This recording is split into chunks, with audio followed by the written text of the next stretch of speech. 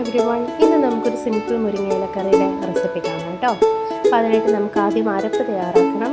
അതിന് ഒരു അരമുറി തേങ്ങ ചിരവിയത്, കുഞ്ഞുള്ളി, ജീരകം, ഇത് ആവശ്യത്തിന് വെള്ളം കൂടി ഒഴിച്ചിട്ട് നന്നായിട്ടൊരു ഫൈൻ പേസ്റ്റ്, വെണ്ണ പോലെ എന്ന് പറയില്ലേ, അതുപോലെ ഒന്ന് അരച്ച് നമുക്ക് മാറ്റി വയ്ക്കാം. ഓക്കെ, ഇനി അടുത്ത് നമുക്ക് ഇതിന് വേണ്ടിയിട്ട് മറ്റ് ചേരുവകൾ എന്തൊക്കെയാണെന്ന് നമുക്കൊന്ന് നോക്കാം.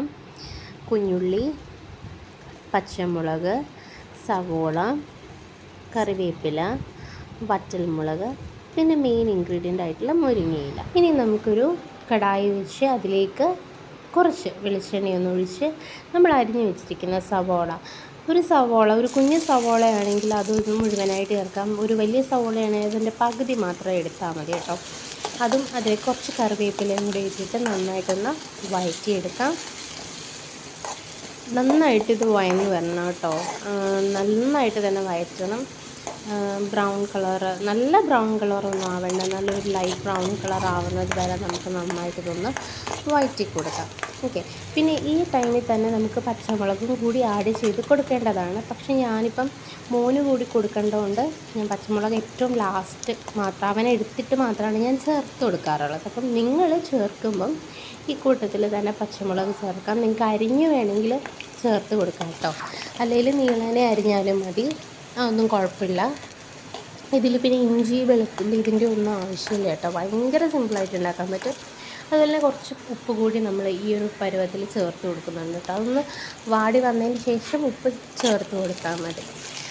അങ്ങനെ നമ്മളിത് വഴറ്റി അത്യാവശ്യം ഒന്ന് നന്നായിട്ട് വഴന്നൊരു ബ്രൗൺ കളറൊക്കെ, ഏകദേശം ലൈറ്റ് ബ്രൗൺ കളർ ആകുമ്പോഴത്തേക്ക് നമുക്കിതിലേക്ക് നല്ല കഴുകി വൃത്തിയാക്കി വെച്ചിരിക്കുന്ന മുരിങ്ങയില കൂടി ചേർത്ത് കൊടുക്കാം. എന്നിട്ട് ഇത് നന്നായിട്ടൊന്ന് വഴറ്റി കൊടുക്കാം. മുരിങ്ങയിലൊക്കെ നന്നായിട്ട് വഴന്ന് വരണം കേട്ടോ.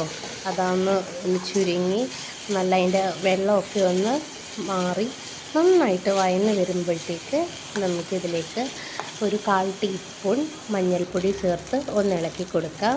മഞ്ഞൾപ്പൊടിയുടെ പച്ചമണം ഒന്ന് മാറി വരുമ്പോഴത്തേക്ക് നമുക്കിതിലേക്ക് നമ്മൾ അരച്ച് വെച്ചിരിക്കുന്ന തേങ്ങയുടെ അരപ്പൊന്ന് ചേർത്ത് കൊടുക്കാം. ഓക്കെ, എന്നിട്ട് ഒന്ന് ഇളക്കി കൊടുക്കാം. ഇതിലേക്ക് ആവശ്യത്തിന് വെള്ളം കൂടി കുറേശ്ശെ ആയിട്ടൊന്ന് ചേർത്ത് കൊടുക്കണം കേട്ടോ. ഒറ്റയടിക്ക് നമുക്ക് ഇതിൽ വെള്ളം കൂടി ചേർത്ത് നിങ്ങൾക്ക് വേണമെങ്കിൽ അരപ്പൊഴിക്കാം കേട്ടോ. ഞാനിപ്പം അല്ലാതെ ആദ്യം അരപ്പൊന്ന് ഇട്ട് ഒന്ന് മിക്സ് ചെയ്ത് കഴിഞ്ഞ ശേഷമാണ് കുറേശ്ശെ നമ്മൾ വെള്ളം ചേർത്തിട്ടാണ് അതിൻ്റെ ലൂസ് കൺസിസ്റ്റൻസി ഒന്ന് കറക്റ്റ് ചെയ്യുന്നത് ഗ്രേവിയുടെ. ഓക്കെ, അപ്പോൾ ഞാൻ ആദ്യം കുറച്ച് വെള്ളം ഒന്നൊഴിച്ച് എല്ലാം ഒന്ന് മിക്സ് ചെയ്ത് യോജിപ്പിച്ചു. അതിന് ശേഷം നിങ്ങൾക്ക് പോരാന്ന് തോന്നുന്നുണ്ടെങ്കിൽ കുറച്ചുകൂടി വെള്ളം ആഡ് ചെയ്ത് കൊടുക്കാവുന്നതാണ് കേട്ടോ. മുരിങ്ങയില ഭയങ്കര ഹെൽത്തി ആയിട്ടുള്ളൊരു ഡിഷാണ് കേട്ടോ. നമുക്ക് പ്രോട്ടീനാണെങ്കിലും നമ്മുടെ കാഴ്ചയ്ക്കാണെങ്കിലും വൈറ്റമിൻ എ കുട്ടികൾക്കൊക്കെ കൊടുക്കാൻ ഭയങ്കര നല്ലതാണ് കേട്ടോ. ഇപ്പം നന്നായിട്ട് വഴന്ന് കഴിഞ്ഞാൽ കുട്ടികൾക്ക് കഴിക്കുന്നതുകൊണ്ട് ബുദ്ധിമുട്ടൊന്നും ഉണ്ടാവില്ല. ദിവസവും ഒരു പിടിയെങ്കിലും മുരിങ്ങയില നിങ്ങളുടെ ഡയറ്റിൽ ഉൾപ്പെടുത്തുന്നത് ഭയങ്കര നല്ലതാണ് കേട്ടോ. അപ്പം ഞാൻ ഇതിൻ്റെ കൺസിസ്റ്റൻസിയും കാര്യങ്ങളും നോക്കിയിട്ട് കുറേശ്ശെ വെള്ളം ചേർത്ത് കൊടുക്കുന്നുണ്ട്.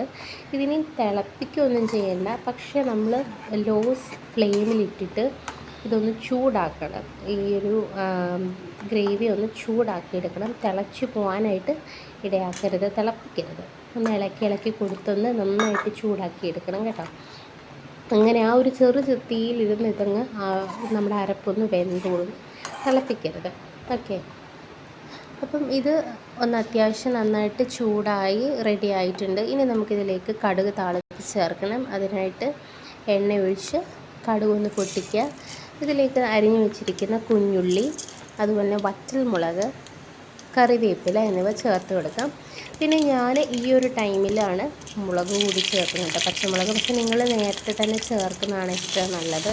ഞാൻ കുഞ്ഞിനെടുക്കുന്നതുകൊണ്ട് മാത്രമാണ് ഞാൻ ലാസ്റ്റ് ചേർത്തത്. അപ്പോൾ ഞാൻ കറി ഒന്നായി ഗ്രേവി ഒന്ന് സെറ്റായി കഴിഞ്ഞാൽ ഉടനെ ഞാനതിന് കുഞ്ഞിനെ ഉള്ളത് മാറ്റി വയ്ക്കും. ലാസ്റ്റാണ് കടുക് ചേർക്കുന്നത്. അപ്പോഴാണ് ഞാൻ എപ്പോഴും എരിവിന് വേണ്ടിയിട്ടുള്ളത് ചേർക്കുന്നത്.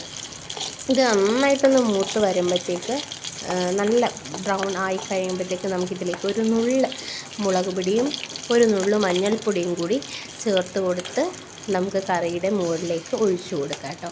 ഇങ്ങനെ നിങ്ങൾ ചെയ്യാറില്ലെന്നുണ്ടെങ്കിൽ ഇനി മുതൽ കടുക് താളിക്കുമ്പോൾ ഒരു നുള്ളു മുളക് പൊടിയും മഞ്ഞൾപ്പൊടിയും കൂടി ചേർത്ത് കൊടുക്കണം. അത് കറിയുടെ ആ ഒരു കാണുമ്പോൾ ഉള്ളൊരു ഭംഗി കൂട്ടാനായിട്ട് ഹെൽപ്പ് ചെയ്യും. നല്ല ഒരു ടേസ്റ്റും ഫ്ലേവറും ഒക്കെ കിട്ടും കേട്ടോ.